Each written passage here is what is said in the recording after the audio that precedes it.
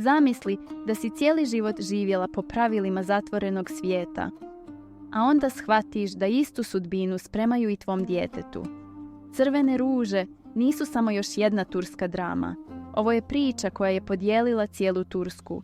Serija Crvene ruže, originalno Kızıl Goncalar, počinje u Srbiji od 5. januara i emitovaće se radnim danima i vikendom u 18 sati i 30 minuta na Happy TV.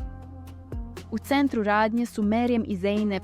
Meryem je žena koja pripada zatvorenoj, strogo religioznoj zajednici.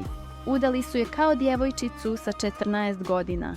Ali kad shvati da njen muž želi da Zeynep preda istoj sudbini i udaje po dogovoru, Meryem odlučuje da prekine lanac koji traje generacijama.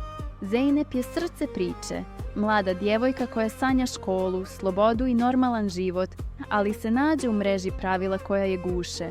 Njena borba raste iz epizode u epizodu, jer odjednom shvata da mora birati između onoga što joj nameću i onoga što ona zaista želi. Bježeći prema Istanbulu, Meryem shvata da sloboda nije samo otići. Sloboda se mora izboriti novcem, znanjem, hrabrošću i pravim saveznicima. Tu u priču ulazi Levent Alkanli, sekularni psihijatar, čovjek potpuno suprotnih uvjerenja od Meryem.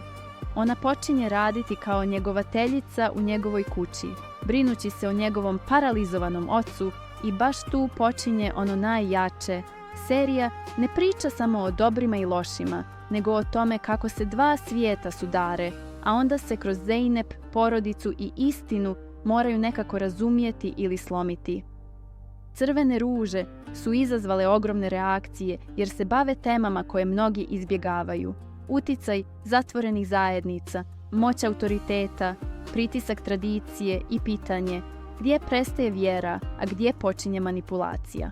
Upravo zato je serija u Turskoj bila i hvaljena i napadana, jer drma društvo tamo gdje najviše boli. Glavne uloge nose Özgün Amal kao Meryem, Özcan Deniz kao Levent, Mert Yazıcıoğlu kao Cüneyt, Mina Demirtas kao Zeynep, koja je ključni lik koji nosi emotivnu težinu cijele priče. Crvene ruže od 5. januara u 18 sati i 30 minuta na Happy TV.